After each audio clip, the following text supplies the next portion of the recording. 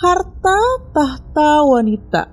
Kalian pasti pernah dengar kan soal ini. Nah, kasus yang lagi rame akhir-akhir ini ngingetin aku tentang kata-kata ini. Kalian pasti tahu lah, sesuai judul yang udah aku buat, video ini tentang Gus Agus Agus, Trio Agus Indonesia. Ada apa sih dengan Trio Agus ini?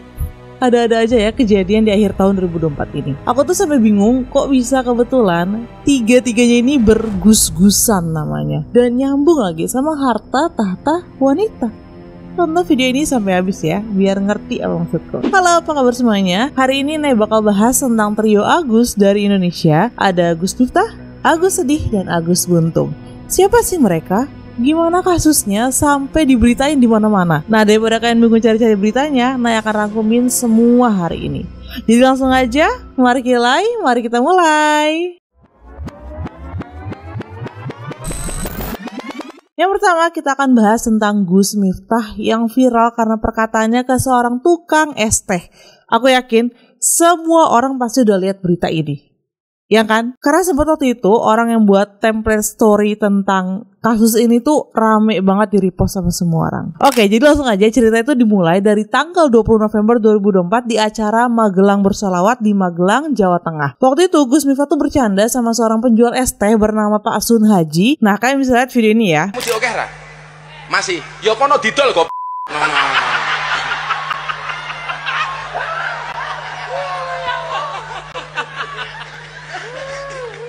Dolen dhisik, engko lak rong payu wis takdir. Jadi kalau dari yang terlihat di video, mereka tuh menggunakan bahasa Jawa. Jadi di awal video terlihat orang-orang tuh rame-rame menyoraki yang intinya tuh bilang ke Gus Miftah untuk ngeborong minuman yang dijual oleh seorang bapak-bapak. Lalu Gus Miftah ini bertanya sambil bercanda ke bapak penjual es teh ini. Dia tuh nanya kayak, jualan kamu masih banyak kah? Gitu. Terus ya kalau masih banyak dijual lah gop gitu kan kata dia. Nah, saat itu tuh kelihatan kalau semua orang tuh tertawa atas candaan Gus Miftah ini, termasuk orang-orang yang berada di atas panggung di sebelah kanan dan kirinya Gus Miftah. Lalu diupload lah video ini ke internet dan jadi sangat viral videonya. Nah, sebelum lanjut aku tuh bakal jelasin sedikit tentang si Gus Miftah ini ya.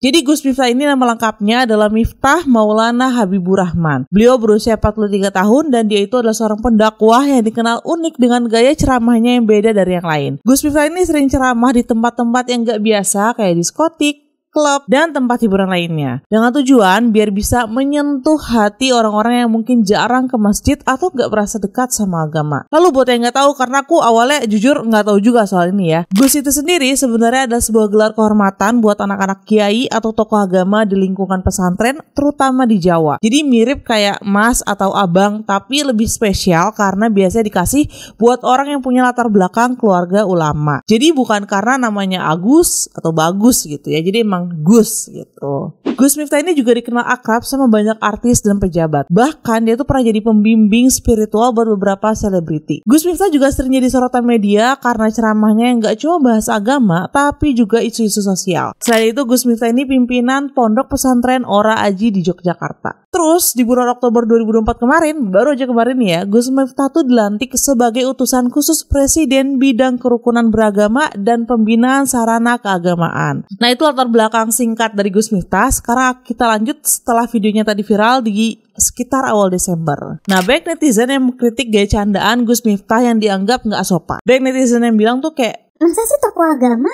bercandanya gitu ke pedagang kecil, masa ngomongnya kasar gitu kan? Nah, Gus Miftah pun langsung kena sorotan dari publik, bahkan sampai Presiden Prabowo Subianto ikut kasih teguran. Presiden sudah memberikan teguran kepada yang bersangkutan melalui Sekretaris Kabinet untuk segera meminta maaf kepada Bapak Sun Haji yang mungkin saja dan sangat mungkin terluka perasaannya karena kejadian kemarin. Di mana Presiden Prabowo tuh pernah bilang dalam salah satu pidatonya kalau beliau tuh sangat menghormati pedagang kecil, petani, nelayan, pokoknya semua orang yang kerja keras untuk keluarga mereka. Nah, teguran buat Gus Miftah ini disampaikan lewat Sekretaris Kabinet Teddy Indrawijaya, dan Pak Presiden Prabowo minta Gus Miftah langsung minta maaf ke Pak Sun Haji sang penjual es teh. Nah, di sini aku jelasin sedikit juga latar belakang dari Pak Sun Haji ya.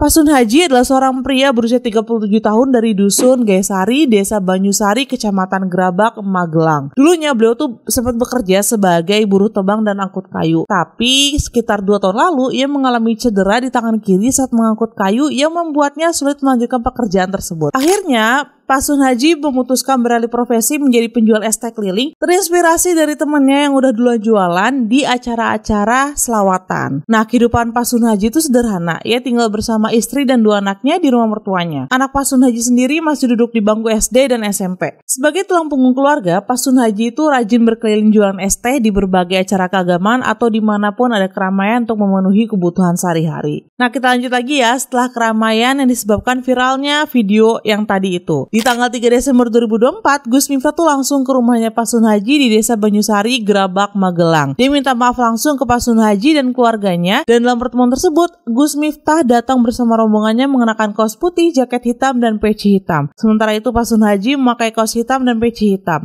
Keduanya berbincang santai sambil berangkulan. Di sini Gus Miftah menyampaikan permintaan maafnya dan menjelaskan bahwa ucapannya saat itu hanya bercanda tanpa maksud merendahkan. Pak Sun Haji pun menerima permintaan maaf tersebut dan menyatakan bahwa ia tidak menyimpan dendam atau sakit hati. Ia juga menegaskan bahwa tidak ada masalah antara dirinya dan Gus Miftah. Selain itu, Gus Miftah juga kasih hadiah untuk keluarganya Pak Sun Haji, termasuk janjinya untuk memberangkatkan mereka sekeluarga umroh sebagai tanda permintaan maafnya. Tapi lagi-lagi netizen tuh merasa kalau Gus Miftah ini nggak tulus melakukan permintaan maaf karena gelagatnya yang tidak terlihat serius dengan cara merangkul Pak Sun Haji yang kesannya tuh terlihat seperti merangkul paksa atau mungkin lebih ke nggak terlihat nyaman gitu Pak Sun Haji dirangkulnya. Jadi kayak ada sendiri deh videonya. Karena saya butuh silaturahmi dengan Kang Sun Haji, kalau es viral. Yang beliau ini sering banget ikut ngaji apa ya? Di mana-mana di Purworejo mengikuti, sehingga yang saat itu niati guyon tapi disalah persepsikan. Tapi apapun itu, Abah minta maaf sama Kang Sun. Sudah, salah maaf dan nggak ngira ya beliau. Iya Pak. Pendapatmu moro-moro rame. Kayaknya kalah kalau niati guyon malah jadi ketawa-tawa. Tapi itu mau. Nanti kita bisa pengajian di sini. Ya, alhamdulillah. Banyak juga netizen yang menyayangkan dengan mengatakan kalau seharusnya tuh beliau ketika ingin meminta maaf seharusnya tidak usah datang beramai-ramai menggunakan mobil mewah dan sampai membawa kamera segala. Nah, kalau menurut kalian gimana tentang ini? Komen di bawah ya. Kita lanjut lagi ya. Di tanggal 6 Desember 2024, Gus Miftah ini mengumumkan bahwa dia tuh mengundurkan diri dari posisinya sebagai utusan khusus Presiden bidang kerukunan beragama dan pembinaan sarana keagamaan. Keputusan ini diambil sebagai bentuk tanggung jawab atas insiden tersebut, dan Gus Miftah juga bilang bahwa keputusannya ini 100% dari hati nuraninya dan tidak ada tekanan dari siapapun. Dia juga mengaku mundur karena rasa hormat dan cinta yang besar untuk Pak Prabowo. Dan katanya dia tuh juga sedih banget karena belum bisa memenuhi ekspektasi besar dari Pak Prabowo. Bahkan di pengumumannya ini, Gus Miftah tuh sampai menangis, tapi dia menegaskan bukan karena kehilangan jabatan, tapi karena merasa belum bisa maksimal. Saya memutuskan untuk mengundurkan diri dari tugas saya sebagai utusan khusus Presiden bidang kerukunan beragama dan pembinaan sarana keagamaan. Keputusan ini saya ambil bukan karena ditekan oleh siapapun, bukan karena permintaan siapapun, tetapi keputusan ini saya ambil karena rasa cinta, hormat, dan tanggung jawab saya yang mendalam kepada Bapak Presiden Prabowo Subianto serta seluruh masyarakat. Dan dia juga mengatakan dia tuh sempat diskusi sama Mayor Teddy sebelum mengatakan ingin mundur. Dalam pengumumannya ini, Gus Miftah juga menceritakan selama menjabat dia tuh belum pernah mengambil gaji dari negara atau pakai fasilitas seperti rumah dinas. Dia bilang bakal tetap mempertahankan gaya dakwahnya yang santai dan khas, tapi kedepannya dia bakal lebih hati-hati milih kata-kata. Soalnya sekarang tuh dia sadar apapun yang dia ucapin tuh gampang banget disorot sama publik. Lalu di tanggal 11 Desember 2024, janji Gus Miftah ini ditepati. Pak Sun Haji dan keluarganya diberangkatkan umroh ke Tanah Suci dengan biaya penuh dari Gus Miftah. Pak Sun Haji di sini terlihat bahagia banget dan banyak netizen yang ikut senang melihat keluarga sederhana ini mendapat rezeki yang tak terduga. Dari info yang beredar, ada sekitar 6 hingga 10 tawaran umroh yang datang dari berbagai kalangan, seperti pengusaha dan agen travel dari Malang, Jakarta, dan kota-kota lain. Salah satu pengusaha yang menawarkan umroh gratis adalah Amar Surati dari Malang. Namun, Pak Sun Haji lebih memilih tawaran umroh dari Gus Miftah. Selain tawaran umroh, Pak Sun Haji juga menerima berbagai donasi dari masyarakat termasuk termasuk uang tunai dan bantuan modal usaha. Salah satu donaturnya adalah YouTuber Willy Salim yang memberikan donasi sebesar 100 juta rupiah untuk membantu membangun usaha dan melunasi biaya pendidikan anak-anaknya. Dan akhirnya di tanggal 13 Desember 2024, Pak Sun Haji dan keluarganya sudah tiba di Tanah Suci dan mulai menjalankan rangkaian ibadah umroh. Di sini tentunya banyak netizen yang mendoakan kelancaran ibadah mereka dan kasus ini pun perlahan mulai mereda. Insiden ini sebenarnya jadi pelajaran penting buat semua orang, apalagi tokoh publik ya, untuk lebih hati-hati dalam berucap karena ada peribahasa mulutmu harimaumu. Pokoknya semoga berkah buat Pak Sun Haji dan keluarganya dan kita semua bisa saling jaga lisan dan perbuatan. Oke, lanjut. Sekarang kita akan bahas mengenai Agus Sedih atau Agus Salim. Jadi cerita itu dimulai pada 1 September 2024. Ketika saat itu Agus dan istrinya lagi jalan pulang lewat Jalan Nusa Indah di Duri Kosambi.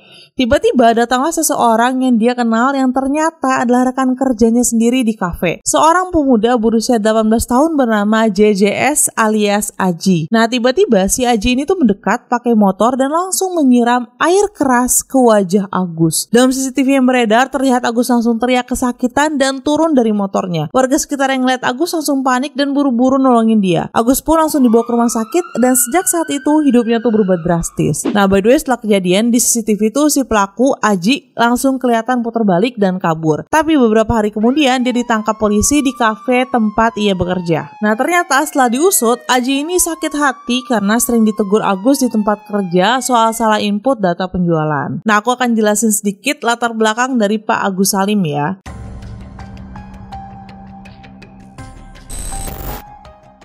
Agus Salim dulunya adalah seorang kepala pelayan di sebuah kafe di daerah Green Lake, Cengkareng, Jakarta Barat. Dia dikenal sebagai orang yang rajin dan tegas terutama dalam pekerjaannya. Tapi kemungkinan karena sifat tegasnya ini, Agus tuh sering tegur rekan-rekannya kalau ada kesalahan di tempat kerja termasuk Aji si pelaku penyiraman air keras tadi. Nah teguran ini yang ternyata membuat Aji sakit hati dan dendam. Setelah insiden penyiraman air keras yang bikin dia menderita luka bakar parah dan kebutaan, hidupnya berubah total. Agus nggak cuma kehilangan penglihatannya tapi juga kemampuan untuk bekerja seperti biasa. Karena diketahui setelah insiden penyiraman air keras ini, Agus Salim mengalami luka bakar parah yang mempengaruhi 90% tubuhnya, terutama di area wajah. Akibatnya, Agus mengalami kerusakan serius pada kedua matanya yang menyebabkan kebutaan permanen. Dokter yang menangani Agus menyarankan untuk melakukan operasi rekonstruksi kelopak mata secepatnya. Namun, mata kirinya sudah mengalami kerusakan parah dan tidak dapat diselamatkan. Sementara itu, mata kanannya masih memiliki sedikit respon terhadap cahaya sehingga ada harapan untuk pemulihan parsial melalui prosedur medis lanjutan. Selain kerusakan pada mata, Agus ini juga mengalami luka bakar di wajah dan bagian tubuh lainnya yang memerlukan perawatan intensif dan rehabilitasi jangka panjang. Perawatan medis yang dibutuhkan Agus mencakup operasi rekonstruksi, terapi penglihatan, dan rehabilitasi untuk memulihkan fungsi serta penampilan fisiknya. Namun proses pemulihan ini memerlukan waktu yang lama dan biaya yang pastinya sangat besar. Agus juga diketahui sempat depresi karena kondisi ini, bahkan beberapa kali sempat mencoba menghilangkan nyawanya sendiri.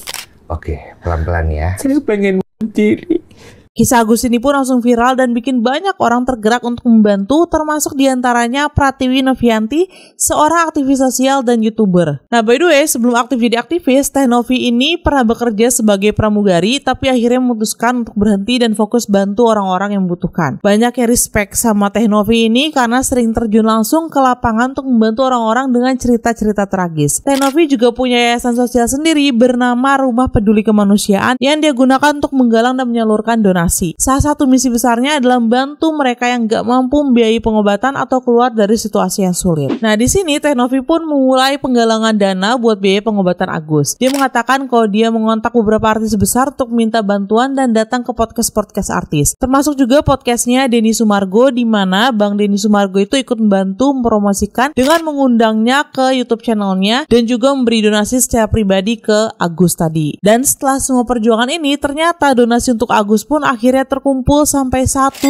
miliar dalam waktu yang singkat. Tapi drama tuh mulai muncul di akhir September karena ternyata biaya pengobatan Agus sebagian besar ditanggung BPJS Kesehatan dan ada dugaan uang donasi dipakai untuk hal-hal di luar pengobatan. Di mana diketahui terdapat transfer sebesar 98 juta rupiah yang digunakan untuk melunasi utang kerabat Agus. Selain itu ada juga transaksi belanja online menggunakan dana donasi dan ada beberapa transfer dana ke rekening anggota keluarga Agus termasuk istri dan saudara-saudaranya. Masyarakat yang awalnya awalnya simpati mulai curiga dan ngerasa dihianati di sini. Nah, by the way, sebelum aku jelasin lebih lanjut, memang diketahui donasi ini ada yang sebagian langsung masuk ke rekening Agus Salim karena di YouTube channelnya Mas Denny Sumargo ketika mereka diundang itu pada awalnya dicantumkan rekening pribadi Agus Salim karena emang permintaan dari pihak keluarga Agus. Cuma terakhir ketika aku cek nih ya, ketika aku lagi scripting ini, nomor rekeningnya itu udah nggak ada di channelnya ya. Lanjut lagi, setelah Agus Salim dituduh menyalahgunakan dana donasi, dia akhirnya buka suara buat ngasih klarifikasi. Agus ngaku kalau emang ada sebagian uang donasi yang dia pakai untuk bayar utang keluarganya. Tapi dia bilang itu tuh bukan buat foya-foya atau hal aneh, melainkan sebagai bentuk tanda terima kasih ke keluarga yang udah bantu dia selama masa-masa sulit. Nah, by the way, keluarga yang ditransfer ini adalah Neneng Sumiati yang akrab dipanggil dengan Wawa. Nah, Bu Wawa ini adalah bibi dari Agus Salim. Agus tuh mengatakan bahwa bibi Wawa berperan penting dalam merawat dan mendampinginya selama proses pengobatan, bahkan sebelum adanya donasi ini. Sebagai bentuk terima kasih atas bantuan dan dukungannya, Agus tuh memutuskan untuk memberikan sejumlah donasi kepada Wawa, dan ditambah lagi diketahui dari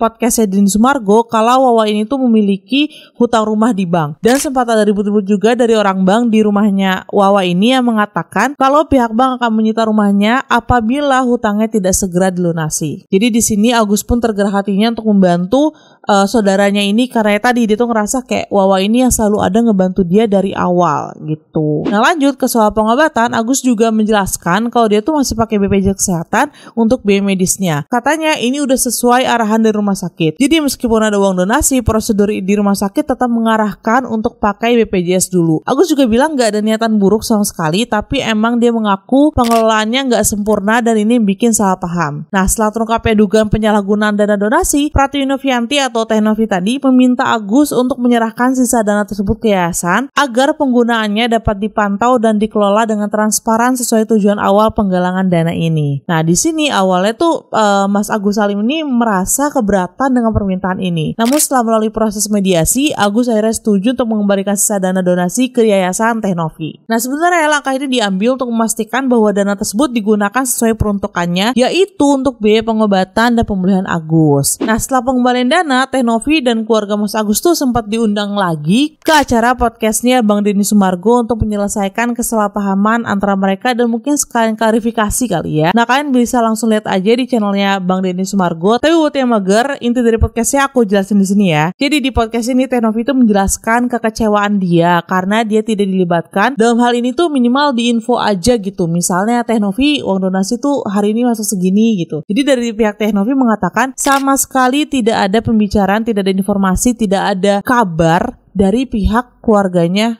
Mas Agus. Nah, ditambah lagi yang tadi aku jelasin kalau tidak ada transparansi dari pihak Agus, sedangkan dari pihak Agus tuh merasa mereka ini tidak ada pembicaraan atau perjanjian gitu di awal tentang keharusan mereka menginformasikan pihak yayasan atau Teh Novi tentang uang donasi yang masuk. Jadi pihak keluarga Agus ngerasa kayak ya kan uang donasi emang buat aku gitu loh. Jadi kayak inti tuh mereka ngerasa kayak gitu, dan mereka juga merasa ya kan nggak ada dibilangin pas soal nggak ada perjanjiannya kalau aku harus ngabarin ke yayasan gitu. Jadi pihak keluarga tadi tuh ngerasa kalau uang itu emang hak mereka dan mereka nggak perlu lapor ke siapapun. Nah, di podcast ini juga mereka udah saling meluruskan kesalahpahaman dan bermaafan. Dan di sini juga dari pihak keluarga mengatakan akan mengembalikan semua uang donasi untuk dikelola yayasan yang tetap aja tujuannya untuk pengobatan Agus ya. Jadi bukan untuk diambil sama yayasan gitu. Tapi setelah dari podcast ini, beberapa hari setelahnya tiba-tiba Agus Salim melaporkan Pratiwi Novianti atau Teh Novi ke polisi atas tuduhan pencemaran nama baik. Ini deh, di sini mulai. Lanjut dulu ya. Agus tuh merasa bahwa pernyataan Teh Novi itu mengenai penggunaan dana donasi telah merusak reputasinya. Laporan ini diajukan ke Polda Metro Jaya pada 19 Oktober 2024 dengan pendampingan pengacaranya Farhad Abbas. Jadi mulai sekarang aku sebut pengacara FA aja ya, panjang namanya ya. Nah, dalam laporannya Agus tuh menyertakan bukti berupa rekaman video dan screenshot chat WhatsApp yang diduga berisi pernyataan Teh Novi yang dianggap mencemarkan nama baik Agus gitu. Dia tuh menilai bahwa Teh Novi telah menyebarkan informasi yang tidak benar terkait pengelolaan dana donasi yang berujung pada kerugian nama baiknya. Selain itu, pengacara FA yang menawarkan diri untuk menjadi pengacara Agus juga menegaskan bahwa donasi yang telah diberikan menjadi hak penerima dan tidak seharusnya diminta kembali. Dan pengacara FA juga menantang para donatur yang ingin uangnya dikembalikan untuk datang langsung ke rumahnya. Ia menekankan bahwa tindakan meminta kembali donasi tidak manusiawi dan tidak sesuai dengan semangat kemanusiaan. Pernyataan ini yang akhirnya membuat banyak netizen tuh geram banget. Termasuk tokoh-tokoh hukum yang mana banyak yang mengatakan kalau Memang, namanya donasi itu bebas hendak digunakan untuk apa, tapi etikanya kan orang-orang nih berdonasi berharap Mas Agus itu menggunakan uangnya untuk segera menyembuhkan matanya. Di mana dari pihak Agus mengatakan baik ke Teh Novi atau ke podcast kalau ketika dia menggunakan BPJS prosedurnya tuh lama banget, bisa dari pagi sampai sore, bahkan katanya mereka sempat dimarahin sama suster. Nah makanya harapannya dengan ada uang donasi sebanyak itu, bayangin guys, 1,5 M itu uangnya. Dengan uang segitu banyak kan kita bisa langsung urus dengan pembayaran pribadi dan pasti lebih cepat kan untuk operasi dan penyembuhan gitu loh. Nanti jikalau memang ada uang yang tersisa, maka bisa digunakan untuk kebutuhan yang lainnya. Jadi banyak netizen tuh yang menimpali dengan mengatakan kalau Agus ini tuh gak punya etika dan menyayangkan sikapnya Mas Agus ini. Dan karena inilah di hari yang sama salah satu donatur bernama Rizky Pras menginisiasi petisi online di platform change.org yang meminta pengembalian dana donasi. Alasannya tentu saja karena ia merasa kecewa terhadap Agus yang tidak amanah menggunakan uang donasi. Dan sampai tanggal 24 Oktober 2024 petisi tersebut telah mendapatkan lebih dari 152.000 tanda tangan. Banyak yang tanda tangan ya. Nah baik lagi, setelah Agus melaporkan Teh Novi, dari pihak Teh Novi mengikuti alur hukum yang berlaku dan berkata tidak akan melaporkan balik. Bahkan diketahui Teh Novi ini masih memikirkan pengobatan terbaik untuk Agus. Dan sejujurnya setelah pelaporan ini, menurutku emang mulai agak blunder kasusnya, karena pengacara dari pihak Agus yaitu pengacara Eva tadi menurut aku membuat suasana tuh semakin panas. Pengacara Eva ini sempat hampir berantem dengan Denny Sumargo dan pengacara Eva juga menuduh Teh Novi ingin menguasai semua uang donasi. Belum lagi ada tuduhan lain dari salah seorang pengacara yang mendukung Agus tentang Teh Novi yang dituduh menggunakan narkoba. Tapi Teh Novi itu langsung mematahkan tuduhan ini dengan langsung melakukan tes urin dan hasilnya negatif gitu kan. Jadi emang serius ini tuh blunder banget sebenarnya, karena kayak banyak pihak yang tiba-tiba nimbrung gitu ke kasus ini. Jadi langsung aja aku percepat. Di tanggal 22 November 2024, kedua belah pihak akhirnya sepakat untuk berdamai. Diadakanlah mediasi yang difasilitasi oleh Kementerian Sosial. Namun sayangnya mediasi ini gagal karena Teh Novi walk out.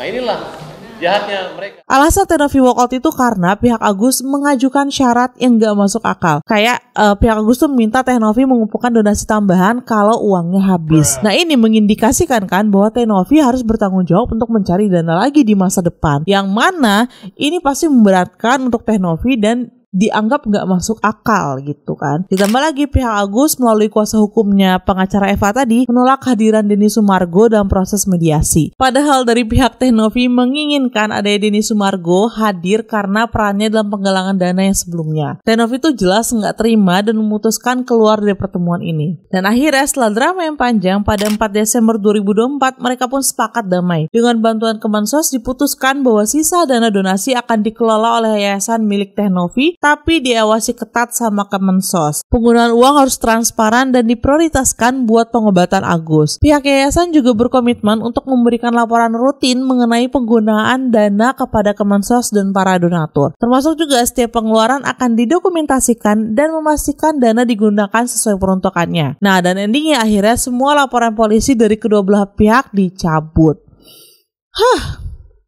Ternyata panjang juga kasusnya ya bun. Dan menurutku pribadi kalau misal di awal tuh dari pihak Agus minta maaf dan nerimo aja gitu loh konsekuensinya, karena kan memang ada kesalahpahaman ya dari mereka. Nah kalau mereka minta maaf aja mungkin gak akan blunder dan selesai gitu masalahnya. Tapi si Mas Agus ini malah tiba-tiba menuntut Teh Novinya, dan ini tuh yang membuat netizen tuh makin marah. Ditambah banyak pihak luar yang ikut nimbrung sana sini sampai bikin kasusnya tuh kayak kok rame banget, orang yang ada di situ kok rame banget masalahnya. Nah kalau menurut kalian sendiri gimana? Kalian boleh komen di bawah karena kita lanjut aja ke yang terakhir lah ya. Agus Buntung.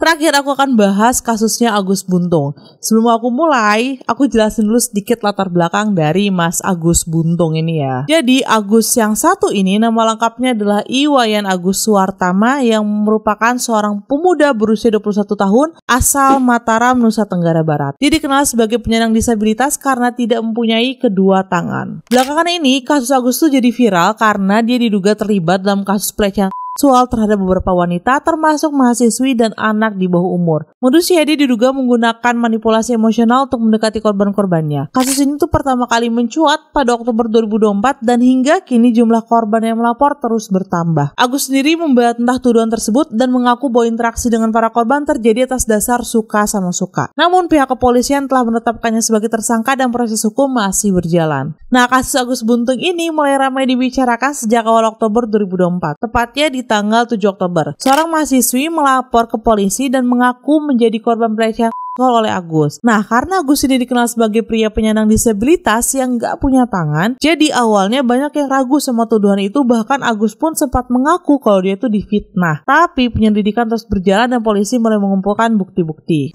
Karena keadaan saya seperti ini, yang dimana saya masih dimandain sama orang tua, buang air kecil dibukain sama orang tua, buang air besar dibukain sama orang tua, makan sekali waktu disuapin. Di akhir Oktober 2024, Agus pun resmi ditetapkan sebagai tersangka. Polisi mendapatkan keterangan dari korban dan saksi plus beberapa bukti pendukung. Dari situ cerita mulai berkembang dan ternyata jumlah korban yang terus bertambah sampai di pertengahan November ini ada 13 korban yang melapor dan 3 diantaranya masih anak di bawah umur. Mereka cerita kalau Agus nggak cuma memanfaatkan kondisi emosional mereka tapi juga pakai ancaman buat menekan korbannya. Beberapa korban bahkan mengalami trauma berat sampai-sampai mengurung diri dan takut ketemu orang lain. Agus diketahui sering mendekati korbannya di tempat umum kayak taman, terus ngajak ngobrol dan bikin mereka merasa nyaman. Nah, berdasarkan informasi dari Komisi Disabilitas, Agus Buntung ini ternyata punya cara khusus untuk menjaring korban. Dia tuh gak asal pilih perempuan, dia udah profiling siapa korbannya. Jadi biasanya si Agus itu akan nyari target perempuan yang lagi duduk sendirian di taman, entah itu anak-anak, mahasiswa atau siapa aja yang kelihatan lagi galau atau lagi murung, lagi ada masalah gitu, lagi baik pikiran dia ya kan. Logikanya dia nih ya, kalau orang lagi duduk sendirian, mungkin mereka tuh lagi nggak mood atau lagi itu tadi punya beban pikiran, dan itu yang Agus manfaatin untuk mulai pendekatan. Setelah itu dia mendekati korban dan Agus bakal nunjukin kalau dia tuh punya kekurangan sebagai disabilitas yang nggak punya tangan tadi itu ya. Jadi dia cerita kayak aku tuh sangat ngapain, sering direndahkan masyarakat gitu dan sebagainya gitu ya. Jadi kayak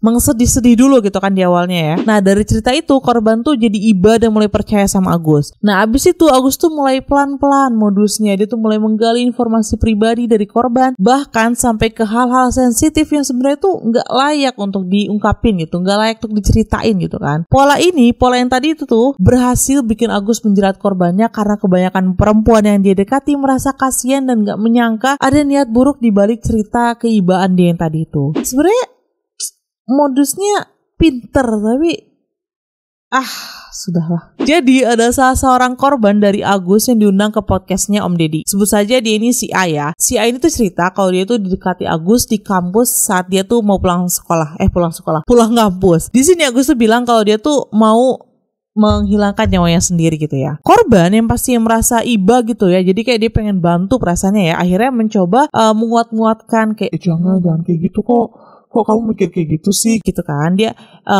Dia mengencourage Agus, dia tuh meyakinkan Agus untuk tidak melakukan hal itu. Nah, dari situ akhirnya mereka kan mulai ngobrol dan obrolan itu makin dalam sampai ke hal-hal yang pribadi gitu. Nah, menurut cerita si A, Agus tuh juga menanyakan hal-hal yang nggak pantas, kayak misalnya kamu punya pacar nggak gitu kan, terus kamu masih atau enggak gitu. Aneh sih ya pertanyaan kayak gini tuh. Sebenarnya kok gue dikasih pertanyaan kayak gini gue udah ilfil duluan sih. Parahnya lagi karena si A ini udah terlanjur percaya dan nyaman ya, dia tuh jadi curhat hal-hal yang sensitif. Dan setelah bikin si A ini percaya, Agus tuh minta diantar ke suatu tempat yang ternyata ujung-ujungnya ke homestay langganannya dia. Di situ watak aslinya Agus tuh mulai kelihatan. Dia tuh menekan si A dan melakukan pelehehan. Nah, by the way ada info juga dari beberapa korban lain, dia tuh dilecehkan bahkan sampai ke berhubungan suami istri. I don't get it actually. Dan gak cukup sampai di situ aja, Agus tuh juga memeras si A dengan meminta uang. Dan dari cerita korban lain, apabila ada yang takut atau menolak, Agus tuh bakal ngancem pakai cerita aib yang tadi mereka ceritain itu ya. Dan cara ini tadi dia ulang-ulang terus ke semua korban-korbannya yang lain. Bahkan beberapa korban tuh bilang kalau Agus tuh suka nakut-nakutin mereka dengan baca-baca mantra. Jadi seolah-olah dia tuh punya ilmu hitam, punya kekuatan goib yang bisa menyakiti mereka kalau mereka nggak nurut. Nah ini tuh sebenarnya modusnya serem banget ya nggak sih? Orang yang kita anggap tidak berbahaya, karena kan kita ngerasa he's fine, nothing is wrong with him gitu kan. Dan ketika kita, let's be real, ketika kita ngelihat orang yang memiliki kekurangan, keterbatasan, kita naturally ngerasa orang ini tidak berbahaya dan malah butuh bantuan kita dong. Kita iba gitu kan sama mereka. Nah ini nggak habis pikir gue. Nah tadi kan POV dari korbannya ya. Jadi kita lanjut ke awal Desember 2024, di mana polisi mengadakan rekonstruksi untuk memahami lebih jelas gimana Agus melakukan aksinya. Dari hasil rekonstruksi terungkap bahwa Agus sering menggunakan homestay sebagai lokasi untuk menjalankan modusnya. Pemilik homestay bahkan bilang kalau Agus tuh sering bawa perempuan berbeda-beda setiap minggunya. No comment. Ini bikin pihak homestay itu mulai curiga setelah beberapa korban keluar dari kamar dalam kondisi panik atau menangis. Oke, gue mau komen. Kok bisa curiga tapi nggak dilaporin ya? I don't know. Nah, hingga 13 Desember 2024, jumlah korban yang melaporkan dugaan pelecehan oleh Agus telah mencapai 19 orang. Informasi ini diungkapkan oleh pihak kepolisian dan Komisi Disabilitas Daerah Nusa Tenggara Barat. Dan beberapa korban baru yang melapor ini termasuk anak-anak di bawah umur dan ada yang videonya sempat viral di media sosial. Nah, angka ini tuh sebenarnya bikin geger, apalagi kasusnya itu melibatkan seorang pelaku disabilitas fisik yang dianggap tidak mencurigakan. Nah, tadi itu, Agus sendiri tuh sampai saat ini masih membantah tuduhan itu dan bilang semuanya atas dasar suka sama suka. Tapi bukti dan kesaksian dari korban berbicara lain. Dan sampai tanggal 14 Desember 2024, Iwayan Agus Suwartama atau Agus Buntung masih ditahan di rumah tahanan Polda Nusa Tenggara Barat sebagai tersangka dalam kasus dugaan pelecehan. Wow. Proses hukum terhadapnya terus berjalan dengan pihak kepolisian melakukan berbagai langkah penyelidikan dan pengumpulan bukti. Polisi juga terus mengajak korban lain buat berani speak up kalau mungkin masih ada korban di luar sana yang takut atau ragu. Selain itu, para korban yang udah melapor juga dapat pendampingan psikologis supaya bisa pulih dari trauma. Kasus ini benar-benar jadi perhatian publik karena modusnya yang manipulatif dan cara Agus memanfaatkan kondisi fisiknya buat mengelabui orang-orang. Ini jadi pelajaran banget buat kita, semua orang. Kita tuh harus lebih hati-hati dan gak gampang percaya sama orang, bahkan yang mungkin kelihatannya